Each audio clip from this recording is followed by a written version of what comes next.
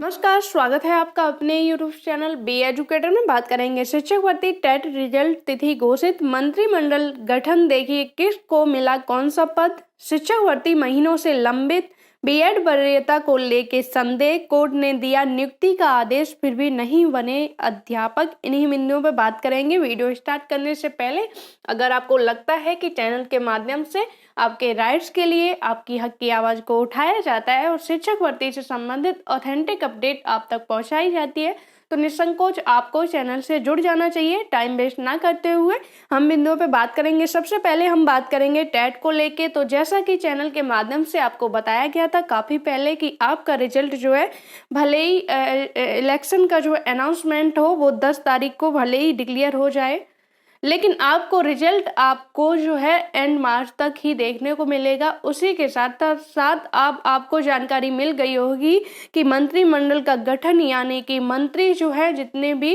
वर्तमान सरकार का शपथ पत्र जो समारोह होगा वो 25 मार्च को होगा। तो उसके बाद ही आपका टेट रिजल्ट जो है डिक्लेयर किया जाएगा। अगर जो है संबंधित अधिकारी अगर चाहते तो इस रिजल्ट को पहले भी डिक्लेयर कर सकते थे, लेकिन कहीं ना कहीं शिक्षा विभाग जो है सर्वोपरि है सरकार की नज़रों में। तो सरकार के जब मंत्रिमंडल का पूरी तरीके से गठन हो जाएगा और शपथ पत्र जो समारोह है वो संपन्न हो जाएगा, चीज़ें ये भी क्लियर हो जाएंगी कि शिक्षा मंत्री का पद किसको दिया जाता है, कैसे क्या मंत्री कौन सी विभाग में जो है आते हैं, तो उसको लेके उसके बाद ही आपको इसका रिजल्ट देखने को मिलेगा। यूपी टेट का रिजल्ट 25 के बाद, उत्तर प्रदेश शिक्षक पात्रता परीक्षा 2021 का परिणाम 25 मार्च के बाद किसी भी दिन जारी हो सकता है। परीक्षा पिछली सरकार के कार्यकाल में आयोजित की गई थी, लेकिन परिणाम जारी करने में देर हो गई। अब यूपी में नई सरकार के गठन का इंतजार किया जा रहा है। सरकार के गठन के साथ ही परीक्षार्थियों का इंतजार खत्म होगा। 25 मार्च को नई सरकार के शपथ ग्रहण के बाद नया मंत्रिमंडल बन जाए और यह प्रक्रिया पूरी होते ही परीक्षा नियामक प्राधिकारी की ओर से रिजल्ट जारी किया जा सकेगा। परीक्षा नियामक प्राधिकारी कार्यालय ने अब तक परीक्षा की अंतिम उत्तर कुंजी भी जारी नहीं की है। तकरीबन 18 लाख परीक्षार्थियों को परिणाम और अंतिम उत्तर कुंजी का इंतजार है। अब बात करेंगे मंत्रिमंडल गठन, देखिए किसको मिला कौन सा पद। तो 25 तारीख को शपथ पत्र जो है समारोह होगा, उसके पहले ही मंत्रिमंडल का जो है किसको कौन सा पद दिया जा रहा है उसके लिए विज्ञप्ति, एक सूचना जारी कर दी गई है। तो उसको एक नज़र देखते हैं, उसके पश्चात हम अन्य बिंदुओं पर बात करेंगे। शपथ ग्रहण जो 25 मार्च 2022 इकाना स्टेडियम लखनऊ में समारोह होगा। मुख्यमंत्री योगी आदित्यनाथ, उप मुख्यमंत्री जो है 3 उप मुख्यमंत्री रहेंगे, स्वतंत्र देव सिंह, अरविंद कुमार शर्मा और असीम अरोड़। विधानसभा अध्यक्ष सुरेश खन्ना और कैबिनेट मंत्री में काफ़ी ऐसे मंत्रियों को जोड़ा गया है जो पहले से भी उप मंत्री थे, वो इस बार जो है कैबिनेट मंत्री में बना दिया गया है। कुछ ऐसी भी जो है अपडेट मिल रही थी कि बेबी रानी मौर्य को उप मुख्यमंत्री जो है बनाया जा सकता है, लेकिन उनको कैबिनेट मंत्री में शामिल किया गया है। केशव प्रसाद मौर्य, ब्रजेश पाठक, डॉक्टर महेंद्र सिंह, सतीश महाना, बेबी रानी मौर्य, डॉक्टर धर्मपाल सिंह, जितेंद्र प्रसाद, श्रीकांत शर्मा, दयाशंकर सिंह, सिद्धार्थ नाथ सिंह, नंद गोपाल नंदीसुर और जितने भी मंत्री हैं उनको कैबिनेट मंत्री में शामिल किया गया है। राज्य मंत्री, स्वतंत्र प्रभार, ये सारी चीजें जो है पूरी तरीके से क्लियर कर दी गई हैं। अब बात करेंगे शिक्षक भर्ती महीनों से लंबित, लेकिन अभी तक उसकी प्रोसेस किसी भी प्रकार की आगे नहीं बढ़ी है, प्रक्रिया आगे नहीं बढ़ी है। उसका आप देख सकते हो एडेड जूनियर की भर्ती और भी भर्तियां जो है कहीं ना कहीं शिक्षा विभाग की जो भर्तियां हैं वो ही पेंडिंग में पड़ी हुई हैं और जो विभाग हैं वो कहीं ना कहीं अपना जो है रिजल्ट जारी कर रहे हैं। एडेड जूनियर भर्ती वो भी लंबित पड़ी है कई समय से, जिसका रिजल्ट जो है अनाउंसमेंट हो गया था, लेकिन आगे की प्रोसेस किसी भी प्रकार की नहीं बढ़ाई गई। शिक्षक प्रधानाध्यापक की भर्ती महीनों से अटकी, शिक्षा निदेशालय और परीक्षा नियामक प्राधिकारी कार्यालय के बीच। नई सरकार के गठन के बाद जूनियर हाई स्कूल में भर्ती प्रक्रिया तेजी से आगे बढ़ने की उम्मीद। प्रदेश सरकार के जूनियर हाई स्कूलों में सहायक अध्यापक और प्रधानाध्यापक भर्ती प्रक्रिया महीनों से अटकी पड़ी है। पिछले साल नवंबर में परीक्षा परिणाम जारी होने के बाद से प्रक्रिया आगे नहीं बढ़ी है। कई बार अभ्यर्थियों ने शिक्षा निदेशालय और सचिव परीक्षा नियामक प्राधिकारी कार्यालय में प्रदर्शन कर भर्ती प्रक्रिया आगे बढ़ाने की मांग भी की, लेकिन कोई सुनवाई नहीं हुई। अभ्यर्थियों को उम्मीद है कि नई सरकार के गठन के बाद भर्ती प्रक्रिया आगे बढ़ेगी। अभ्यर्थियों ने तय किया है कि अगर भर्ती प्रक्रिया शीघ्र आगे नहीं बढ़ाई गई तो एक बार फिर से आंदोलन शुरू करेंगे। प्रदेश के जूनियर हाई स्कूल में सहायक अध्यापक के तकरीबन 1500 और पदों और प्रधान अध्यापक के 300 पदों पर भर्ती के लिए सचिव परीक्षा नियामक प्राधिकारी कार्यालय की ओर से पिछले साल अक्टूबर में परीक्षा कराई गई थी। 15 नवंबर को परीक्षा का परिणाम जारी किया गया था। सहायक अध्यापक परीक्षा में लगभग 45,000 और प्रधान अध्यापक के लिए 1700 अभ्यर्थियों को उत्तीर्ण घोषित किया गया था, लेकिन परिणाम जारी होने के बाद भर्ती प्रक्रिया आगे नहीं बढ़ सकी। इसमें परेशान अभ्यर्थी शिक्षा निदेशालय और परीक्षा नियामक प्राधिकारी कार्यालय का चक्कर लगा रहे हैं। अब बात करेंगे बीएड वरीयता को लेके संदेह।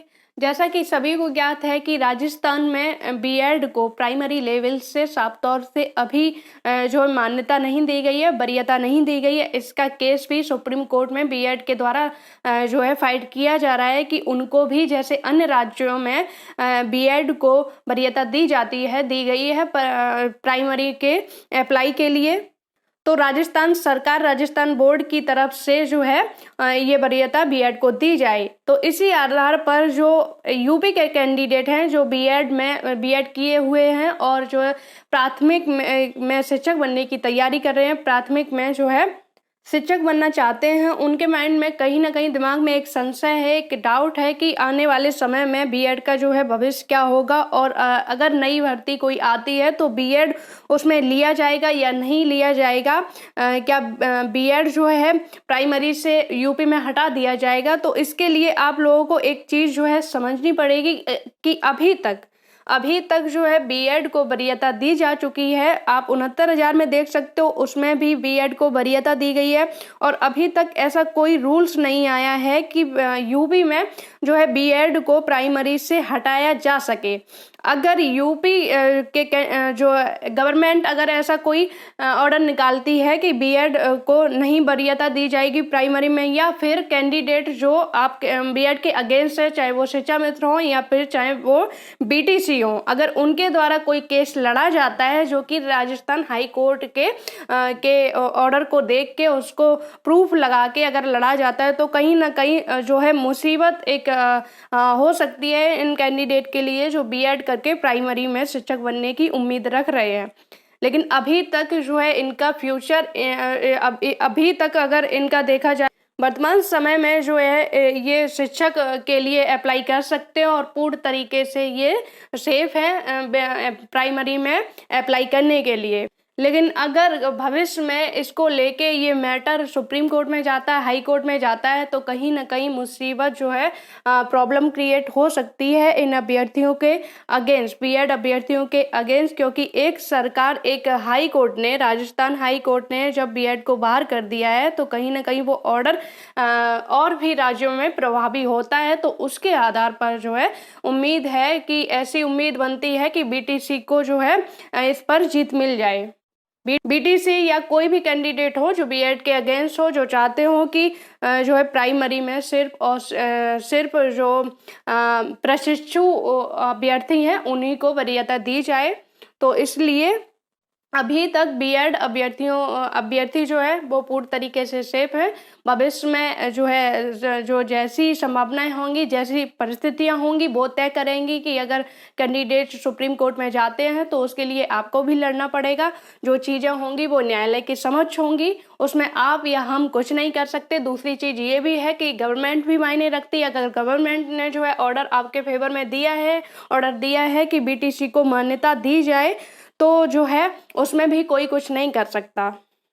अब बात करेंगे कोर्ट ने दिया नियुक्ति का आदेश फिर भी नहीं बने अध्यापक। तो मैटर ये संबंधित है शिक्षा मित्र जो कि 1 नंबर से क्वालिफाई हो गए थे डबल बेंच ने इनको जो है नियुक्ति के आदेश दे दिए थे। उसके पश्चात भी जो है ये ऑर्डर अगस्त में आया था 1 नंबर को लेके 69,000 शिक्षक भर्ती से संबंधित है, जिसमें शिक्षा मित्र भी कैंडिडेट थे, बीटीसी भी थे और बीएड थे। जितने भी कैंडिडेट होंगे जिन्होंने वो क्वेश्चन जो है अटेम्प्ट किया होगा प्रवासा वाला, उनको सभी को, और वो जो है न्यायालय की शरण में होंगे 25/8/2021 तक, तो उनको 1 नंबर दे के नियुक्ति के आदेश दिए गए थे। लेकिन अभी तक इन अभ्यर्थियों को, इन कैंडिडेट को न्याय नहीं मिला है और ये चक्कर काट रहे हैं। तो जो शिक्षा मित्र हैं वो भी इस चीज़ को मांग रख रहे हैं कि जो है 1 नंबर से जब न्यायालय ने आदेश दे दिया है तो उस आदेश का अनुपालन करके उनको भी जो है शिक्षक बनाया जाए, जो अभी तक जो है शिक्षा मित्र के पद पर हैं।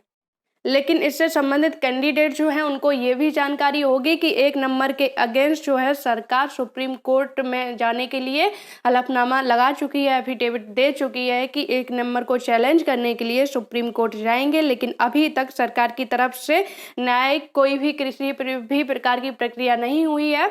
जैसे भी कोई होगी तो जो संबंधित कैबिनेट डाली गई है तो उसमें जो है नोटिफिकेशन आएगी, उनको पहले सूचित किया जाएगा। लेकिन एक चीज है कि सरकार 1 नंबर के अगेंस्ट में है तो उसको सेफ्टी के लिए आप लोगों को लड़ना भी पड़ेगा। उम्मीद है वीडियो में दी गई जानकारी से आप संतुष्ट होंगे। जुड़े रहिए चैनल से, वीडियो को ज़्यादा से ज़्यादा शेयर करें, लाइक करें। धन्यवाद।